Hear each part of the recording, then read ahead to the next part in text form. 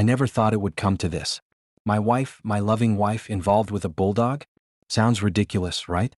But there I was, standing in the shadows of our backyard, watching her through the slightly ajar fence. My heart was pounding like a drum in a heavy metal band, each beat an echo of disbelief and betrayal. The first sign was subtle. She started leaving. I never thought it would come to this. My wife, my loving wife, was involved with a bulldog. Sounds ridiculous, right? Well, here I was, standing in the shadows of our backyard, watching her through the slightly ajar fence. My heart was pounding like a drum in a heavy metal band. Each beat was an echo of disbelief and betrayal. The first sign was subtle. She started leaving early in the morning, claiming she needed to walk the neighborhood. Then came the extra attention to groom, not for herself but for the dog. I'd catch her brushing his fur until it shone like a polished brass doorknob. And let's not forget the food. She was cooking gourmet meals not just for us but for him, our dog, the bulldog. I must be losing my mind. I whispered till I rubbed my temples as if to erase the image from my mind, but there it was plain as day. She was whispering sweet nothings to him. Her voice was a melody of cunning and affection that was once reserved for me. Then the moment that broke me, she leaned in, their lips almost touching, and she kissed him. It wasn't a peck, not a friendly brush of affection, but a deep, lingering. My head was spinning. Was this what betrayal felt like? I felt a sinking feeling in my chest, as if my heart had turned into an anvil. Meanwhile, the dog, oblivious to the storm brewing in my soul, wagged his tail and licked his lips, looking satisfied. How did we get here? How could my sweet, delicate wife find solace in the embrace of a drooling, snoring flat? My world spun. Was this right?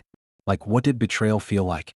A sinking feeling in your chest, like your heart had turned into an anvil. The dog, not knowing about the storm in my soul, wagged his tail and licked his lips like he was satisfied. How did we get here? How could my sweet, delicate wife find comfort in the embrace of a drooling, snoring flat? I stormed back into the house. The screen door slamming made a sound like the gavel of judgment. She must have heard me because she appeared at the back door a few moments later. Her face was a mask of innocence that couldn't hide the flush of guilt. We need to talk, I said, my voice a low growl matching the fury bubbling inside me. Her eyes, wide and innocent, blinked up at me. What's wrong, honey? The words stuck in my throat like a lump of dough. Could I even say it? You and him in the backyard. A flicker of something passed over her. She looked at me and I could tell she was feeling scared and upset. She reached out her hands to try to fix the problems in our relationship. It's not what you think, honey, I said, trying to sound calm. I'm not sure what's going on, but it seems like you've replaced me with a dog. The dog started barking and it sounded like it was trying to say something. It was loud and obvious that something was wrong. The air felt thick with tension and it was hard to tell what everyone was thinking. You've got to understand, he's just a she. But I couldn't listen.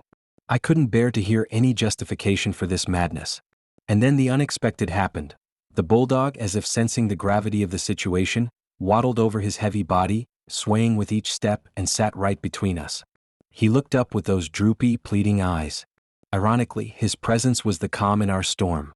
I was about to turn away and storm out, and perhaps never look back, but something in those eyes made me pause. They seemed to ask, why can't we all? Do you think we just get along, or was it my imagination? I was feeling a little confused and hurt, you know? She said, her voice was barely above a whisper. Sometimes, comfort comes in the strangest forms. The dog licked her hand, and for a second I wondered if there was more to this story than I could see. Could this be about more than just an affair with an animal? Was I missing the bigger picture? That's when I knew this wasn't just about a kiss. This was about understanding the layers of our relationship that had been. I was busy with the daily routine, but I looked at her and saw more than just guilt. I saw a hint of something else, a longing for something lost or never found. But what or how did this creature fit into our lives? As I stood there, my mind racing with questions, I realized that our story had only just begun to unravel. Then she stood up, smoothing out the creases in her dress, her eyes never leaving mine. The room felt thick with unsaid words. The tension was almost palpable. I need to tell you something, she started, her voice. I braced myself, expecting a confession of a scandal that would redefine our relationship forever, but instead she said, I've been thinking about us, about where we've been and where we're going. She gestured at the bulldog. This isn't just about him. It's about us, about what we've lost. The dog, sensing the shift in atmosphere, ambled over to me, his tail wagging in a slow, sympathetic rhythm. His presence was absurd yet oddly comforting. What do you mean, what we've lost? I asked, trying to keep my voice steady, she seemed a bit unsure, like she was carrying the weight of all our unresolved issues. She sighed a long drawn-out sound that seemed to pull it, the very fabric of our history together. We've lost the spontaneity, the laughter. Remember how we used to laugh until our sides hurt? Her eyes glistened, and for a moment I was back there in our early days, where every moment was a new adventure. She paused, looking down at the bulldog. This was supposed to bring that back, in a way, a reminder of joy of living in the now. I looked at the bulldog, his jaws hanging in a comical. I started to feel a bit dejected. And then it hit me that this wasn't about infidelity. It wasn't how I had initially feared. So, you're saying you wanted a pet to reignite our spark? The absurdity of it made me laugh, but it was also painfully poignant. Yes, she confirmed, her gaze now firm, seeking understanding. But it's not just about bringing a pet into our lives. It's about bringing life back into our relationship. We've been living like roommates, not lovers. The bulldog, perhaps sensing the conversation's direction, sat down between us, his head tilting in. What seemed like real interest, or was it just the promise of a treat? You think a bulldog of all creatures could change us? I asked, my tone showing skepticism. She smiled sadly, like she was thinking, why not dogs? They bring out the best in people. They see the world in ways we've forgotten to. They don't judge. They love unconditionally. Maybe we could learn something from him. The room was silent, except for the soft snoring of the dog now lying on his back, his legs flapping in the air like he was dreaming. Chase, my heart, which had been racing, now I was thinking about her words, and I was like, is this really about trying to get back in touch with each other in such a weird way? And what if it doesn't work? I said something, a mix of hope and fear, like, what if we're just too far gone? Her hand reached out and touched mine. It was a gesture we'd done before, but now it meant something new. Then, at least we tried something, and maybe in trying we'll find something else. Maybe we'll find something we never knew we could have. The bulldog, now awake, looked up at us. His eyes showed an innocence that seemed I finally understood that this wasn't about cheating. It was about going on a journey where even a bulldog could be the spark for change, helping us understand and rediscover love. But now, I whispered, the weight of our past and future was on the line. She squeezed my hand and we took a walk with him, talking, listening, and remembering why we fell in love in the first place. Maybe with him by our side we could find our way back to each other. And so we stepped out into the evening air, the bulldog trotting ahead with his leash connecting us, pulling us forward. The world around us seemed to hold its breath, waiting to see what would become of us, of our story. As we walked, I realized this was more than just about rekindling a flame. It was about starting anew with a dog as our guide. But could a bulldog really lead us back to love, or was this just the beginning of an even more bizarre chapter in our lives? Only time would tell. As we walked into the sunset, I couldn't help but wonder what. I'm curious to see what other surprises this unexpected tale of love, loss, and a bulldog has in store for us. As if on cue, the bulldog, who we now know as Mr. Mina Snuffles, stopped abruptly at a corner. His little stubby legs were firmly planted on the pavement, and his gaze was fixed on. Something caught Mr. Snuffles' eye across the street. I followed his gaze and saw another dog. Not just any dog, but a stunning, sleek greyhound with an air of sophistication that made Mr. Snuffles look like a common street urchin. I followed his gaze, and there was another dog under the flickering neon light of a cute little cafe. It wasn't just any dog, though.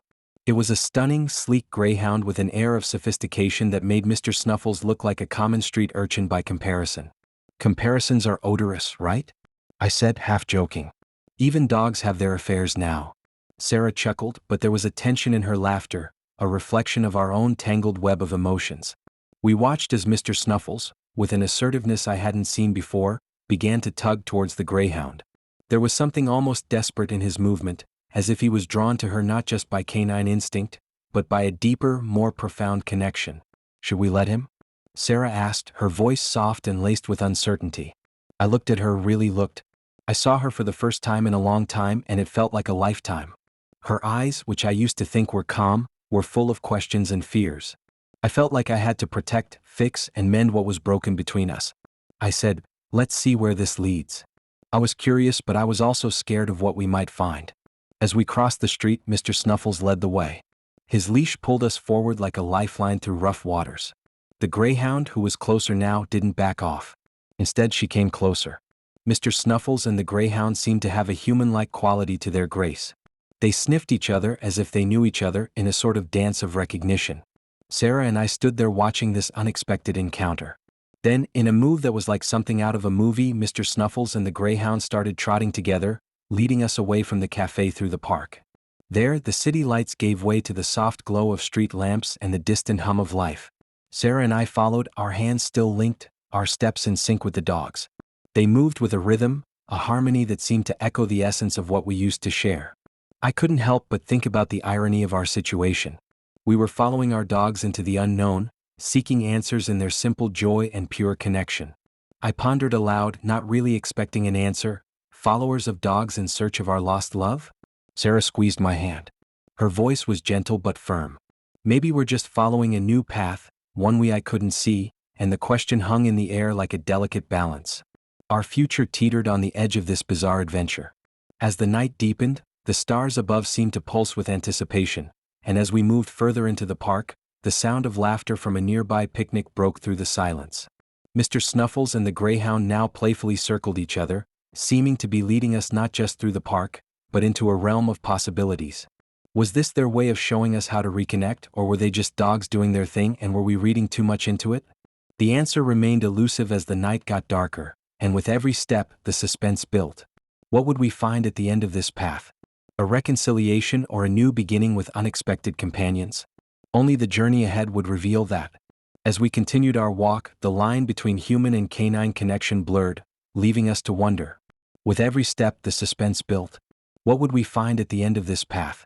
A reconciliation. We were starting over with some new people and we weren't sure what was going to happen. We kept going and it was like the human and canine worlds were mixing together. We weren't sure what was going on, but we kept going. Then, we saw some trees in the distance and there was a weird light coming from the clearing. Mr. Snuffles and the greyhound went forward, and their tails were wagging. My heart was beating really fast. Was this the moment? The dog stopped and we stopped too. Our eyes were adjusting to the weird light in the middle of the clearing. There was a weirdly huge fancy doghouse. It looked like something from a fairy tale, with fancy carvings and a door that seemed to beckon us inside. The greyhound whined softly and Mr. Snuffles looked back at us, his eyes almost singing. This is it. I took a deep breath. My hand reached out for my partner and our fingers intertwined. The warmth of their touch grounded me. Was this where our love story would take its next twist? Or was this an entirely different chapter, one that included our canine? We had a few surprises in store for them.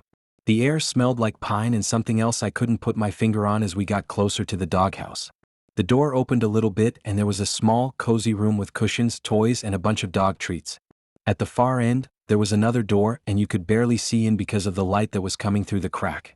Mr. Snuffles barked and it was like he was telling us it was okay. My partner and I looked at each other and we silently agreed to go in.